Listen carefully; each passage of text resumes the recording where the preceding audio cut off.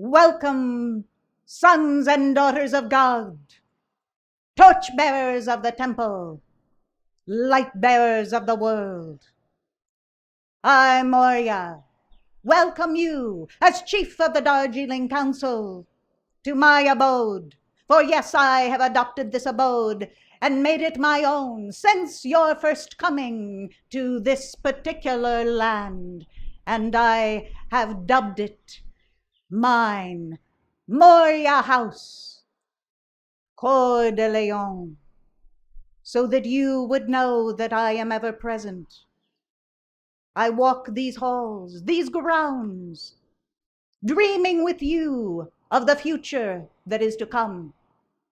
And I am here to tell you that it is nigh.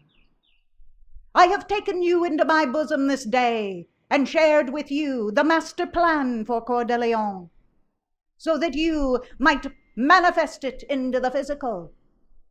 For it is not just for me.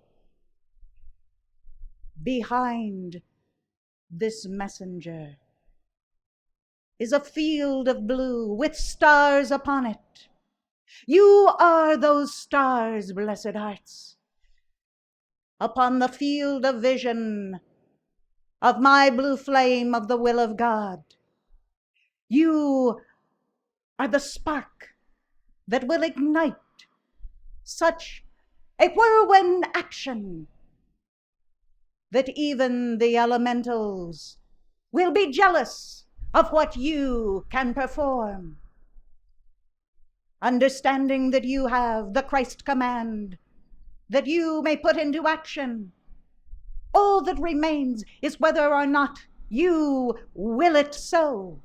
If there is enough of the blue flame of the will of God, galvanizing your mighty I am presence into the physical and sending it forth by your calls, by your determination, by your actions. For yes, blessed hearts, it will take more than your calls, for you will be required to make those right discernments at the appropriate hour for your life stream. Whether or not you speak to this person or that, whether or not you open a door and step through that door into a new arena that will draw you closer to bringing forth your part in the alchemy. This, blessed hearts, is a glorious opportunity for you to prove the law, for you to see what you are made of, not merely that you come and sit placidly in the sanctuaries, drinking in our consciousness, going home and resting in that vibration. There is a time for that, blessed hearts, but there is a time here and now for you to galvanize our vibration, our consciousness, and the light of your own mighty I am presence, so that you can put into action these glorious plans that we have detailed most carefully for you. The Great Commission, which you have heard of, you now have a record of that Great Commission in your hands, if you are present. Think for a moment, what part of that plan are you capable of putting into motion? If you can only go to your altar at this present time and make the calls, that is a start. But you must make a start at every turn. For if you do not, you will be procrastinating until the end of this incarnation. And where will be the activity of our work in the earth? Can you not begin to see the vision? We have imparted most carefully that vision to you so that you would have as much detail as necessary to fill in the fullness of your alchemy and draw it forth by the light of your emerald matrix. by the pursuit of the white fire of the mother light coursing through you, drawing it into the physical, so that you have the light to co-create with God. How many times have we come together under a big tent and vowed to complete a work? Some of you were with me as Abraham, and we had tents even then. It was not nearly as comfortable as you are at present. For the modern conveniences and the sciences released to you have allowed you to have more leisure and comfort with which to pursue your spiritual path. Many do not have to go out and grow their food, weave their cloth, tend to the flocks. No, you are able to go down the road, give your tender to the clerk, and take it home. Heat it up if you desire and ingest it, or put it on. I tell you, I wonder at how easy it has come to you to have the fruit of our labors from the ascended octaves. We understand that you strive. We know the trials and tribulations that face you each day. We have been there. But we were able to overcome just as you.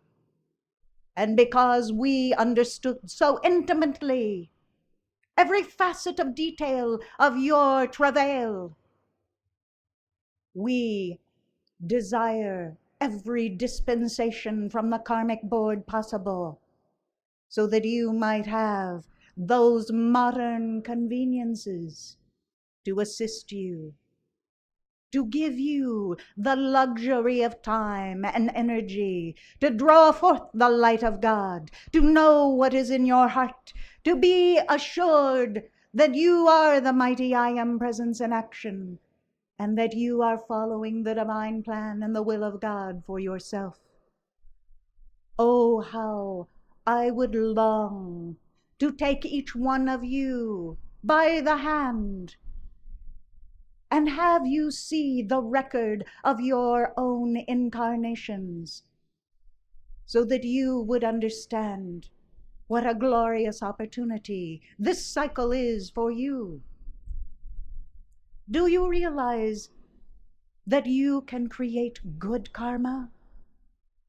Many of you are so concerned of the bad karma that you have committed lifetime upon lifetime that comes back to your doorstep daily for transmutation and balance, that you have forgotten that your actions of God good, those areas of life where you are able to draw forth the light of your God presence and the ascended masters and sow the seeds of light, truth, the consciousness and vibration of an ascended master way of life. You have forgotten how that is possible for you to create good karma, which will, in effect, balance the karma that still remains to be assessed each day by your life stream. Oh, blessed ones, what the records show, and this is by no means a way of guilting you. It is a way of you seeing the opportunity that is before you. Every one of you have karma to balance. Otherwise, there would not be a tethering to this physical octave. At least 1% of is necessary. So if that 1% needs to go into the flame and your mighty I Am presence says it is time for your ascension, then so be it. We will be most grateful to usher you into the ascension currents and the ascension temple. But until that time, as the Chohan of the first ray, it is my great joy to guide you, guard you, and protect you with a shield, and my sword Excalibur, and to give you every vestige of teaching that you need to overcome. This land upon which you are presently standing is a land that is directly underneath the very center of the focal point of the etheric city. This etheric city shuttles to and fro the light from its temples into your own vehicles of consciousness. When you have a chalice uplifted, raised high, so that you might receive it, think what it would mean to have all of the conferences and conclaves in the same place upon this land, where there is never a disturbance of that vibration, building upon that vibration time and time again. Can you not begin to see the momentum and the power of God that would be present?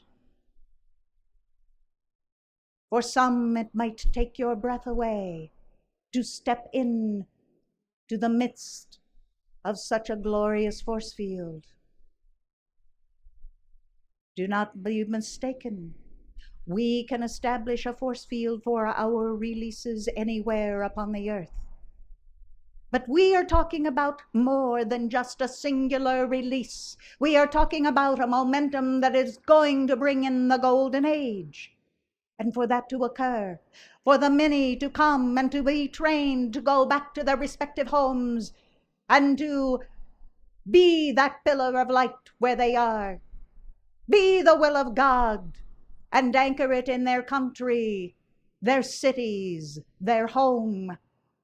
It requires a place of comfort where there is a rolling momentum of constancy of the flame, that they may be bathed within that flame and have their human creation rolled back, transmuted for the time, so that they will have opportunity to have transferred into their consciousness the glorious light and the patterns of identity that they can hold on to when they return home.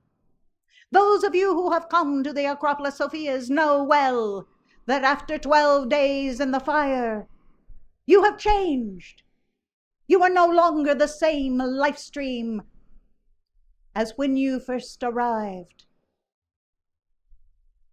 Oh, what we could do with you for 1 month, 3 months, or a seminary of 6 months. Consider the momentum of your life stream. Oh, blessed hearts, this land is for a holy purpose, to be the anchor point of the etheric city on this continent, so that there can be the fullness of the golden age anchored.